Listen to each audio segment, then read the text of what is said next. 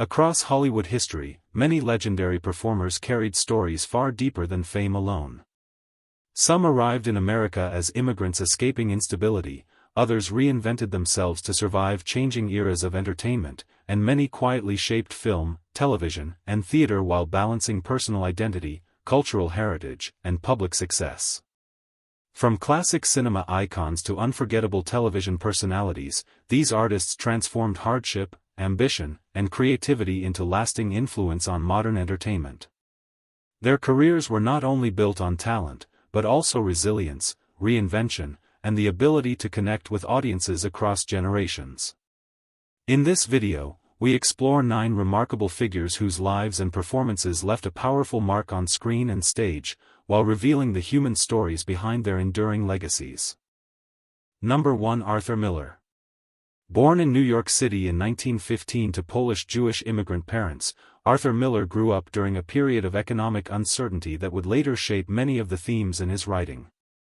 After his family's business suffered severe financial losses during the Great Depression, Miller developed a deep understanding of social pressure, personal disappointment, and the fragile pursuit of success in modern America. These experiences became the emotional foundation of a literary career that would eventually redefine American theater. Miller rose to international prominence through powerful dramatic works that explored morality, identity, ambition, and the consequences of societal expectations. His most celebrated play, Death of a Salesman, became one of the defining tragedies of the 20th century, portraying the emotional collapse of an ordinary man chasing an unattainable version of the American dream. The play resonated with audiences around the world because it reflected not only economic struggle, but also the universal fear of failure, isolation, and lost purpose. Throughout his career, Miller consistently examined themes of justice, responsibility, and public fear. His acclaimed work The Crucible used the Salem witch trials as a dramatic allegory for political hysteria and social persecution, demonstrating his ability to connect historical events with contemporary anxieties. His writing style combined emotional realism with intellectual depth, allowing his characters to feel both deeply personal and symbolically universal. Beyond the stage, Miller remained a major cultural figure for decades and was briefly married to Marilyn Monroe, a relationship that attracted worldwide public attention. Yet despite fame and controversy, his reputation endured because of the seriousness and honesty of his work. Number 2. Herbert Lom. Born Herbert Charles Angelo Kuczesewicz ze Schluterpatru in Prague in 1917, Herbert Lom came from a European Jewish background during one of the most unstable periods in modern history. As political tensions intensified across Europe and Nazi influence expanded into Czechoslovakia, Lom was forced to leave his homeland in 1939, narrowly escaping the devastation that would consume much of the continent during the Second World War. After arriving in Britain, he rebuilt his life from the beginning, eventually anglicizing his name and pursuing a career in acting that would span more than 5 decades. Lom quickly became known for his commanding screen presence, sharp features, and distinctive voice, qualities that allowed him to portray complex and psychologically intense characters.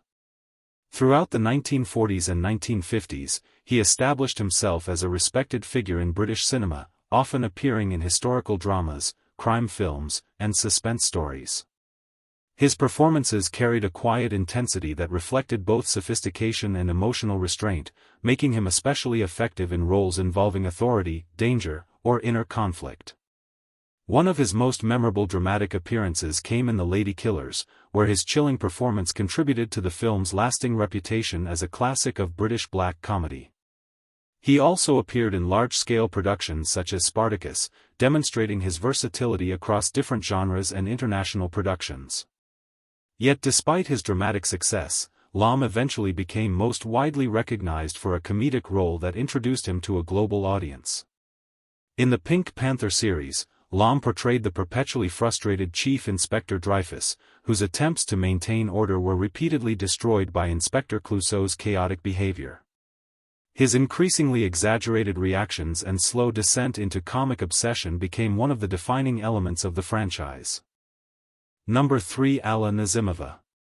Born Miriam Edez Adelaide Leventon in Crimea in 1879 to a Jewish family within the Russian Empire, Alla Nazimova experienced a turbulent and emotionally difficult childhood shaped by instability, separation, and cultural upheaval. Drawn to performance from an early age, she studied classical theater in Moscow and developed a highly expressive acting style that distinguished her from many performers of her generation. At a time when stage acting remained formal and restrained, Nazimova embraced emotional intensity, artistic experimentation, and psychological depth, qualities that would later help transform early American cinema. After immigrating to the United States in the early 20th century, she adopted the stage name Alla Nazimova and quickly became one of the most celebrated performers on Broadway. Her reputation for sophistication, intelligence, and dramatic power attracted attention from both theater audiences and emerging Hollywood studios. As silent films grew in popularity, Nazimova transitioned into cinema and soon established herself as one of the era's most unconventional stars. Unlike many actresses of the period who were limited by studio expectations, Nazimova pursued ambitious creative control over her projects. She became known for visually stylized productions that pushed artistic boundaries and challenged traditional storytelling conventions. Her most famous experimental film, Salome, featured avant-garde design, symbolic imagery, and unconventional performances that shocked mainstream audiences while earning admiration from later generations of filmmakers and historians. At the height of her fame, Nazimova created the famous Garden of Allah estate in Hollywood, which became a gathering place for artists, writers, actors, and intellectuals. The property symbolized both glamour and artistic freedom during a transformative period in American entertainment. Number 4. Buddy Hackett. Born Leonard Hacker in Brooklyn in 1924 to a working-class Jewish family, Buddy Hackett grew up in an environment shaped by neighborhood humor, fast conversation, and the energetic culture of New York street life. From an early age, he developed a natural talent for making people laugh, using exaggerated expressions, quick improvisation, and animated storytelling to entertain audiences. What began as small nightclub performances eventually evolved into one of the most recognizable comedy careers in American entertainment. Hackett first gained major attention through the Borscht Belt comedy circuit in the Catskill Mountains, where many Jewish American comedians refined their performance styles during the mid-20th century. In these crowded resorts and late-night clubs, he built a reputation for unpredictable humor, physical comedy, and conversational storytelling that felt spontaneous and authentic. Unlike polished stage performers who relied on scripted delivery, Hackett created the impression that every joke was unfolding naturally in the moment, a quality that made audiences feel personally connected to his performances. As television expanded during the 1950s and 1960s, Hackett successfully transitioned into mainstream entertainment, becoming a frequent guest on talk shows, comedy specials, and variety programs. His loud personality, distinctive voice, and self-deprecating humor made him instantly recognizable to viewers across America. He later expanded into film, appearing in productions such as It's a Mad, Mad, Mad, Mad World and The Music Man, where his energetic screen presence often became one of the most memorable parts of the film. Although primarily known as a comedian, Hackett's performances often revealed careful timing and emotional intelligence beneath the chaos of his humor. Number 5. Bruce Weitz. Born in Connecticut in 1943 to a Jewish family, Bruce Weitz developed an early interest in performance and dramatic storytelling, eventually studying acting with a strong focus on realism and character psychology.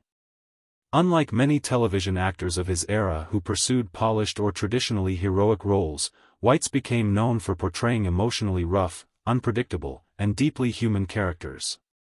His performances carried an intensity that reflected both disciplined theatrical training and a willingness to explore the darker complexities of human behavior.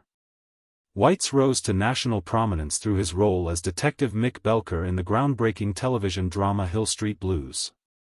At a time when police dramas often relied on simplified heroes and formulaic storytelling, the series introduced a more realistic and emotionally layered approach to crime and urban life. Weitz's portrayal of Belker stood out immediately because of the character's aggressive behavior, unconventional methods, and volatile personality. Yet beneath the tough exterior, he revealed vulnerability, loyalty, and emotional conflict, giving the role far greater depth than audiences initially expected. His performance became one of the defining elements of the series and earned him widespread recognition, including a Primetime Emmy Award. Viewers connected with the authenticity of his acting because Belcher felt less like a fictional television detective and more like a flawed individual shaped by pressure, exhaustion, and moral ambiguity. The role also helped expand opportunities for more psychologically complex characters in television drama during the 1980s.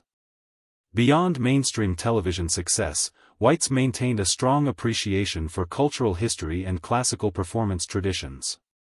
He remained connected to his Jewish heritage throughout his life and supported projects involving historical remembrance. Number 6 and Meara.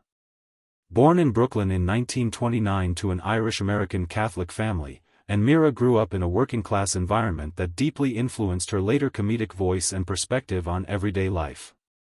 From an early age, she developed a sharp observational sense, often focusing on the humor found in ordinary struggles, family dynamics, and cultural differences. Her early career in theater helped her build a strong foundation in character work, timing, and emotional expression, which later became central to her success in comedy and television. Meara's life and career changed significantly after she met comedian Jerry Stiller, whom she later married. Together, they formed the legendary comedy duo, Stiller and Meara, becoming one of the most recognizable acts in American television and radio during the 1960s and 1970s. Their performances often revolved around humorous conversations between contrasting personalities, especially exploring marriage, cultural misunderstandings, and everyday social behavior. The natural chemistry between them made their sketches feel spontaneous, relatable, and emotionally authentic. Although Meara was not born into Jewish culture, she became deeply connected to it through her marriage and family life.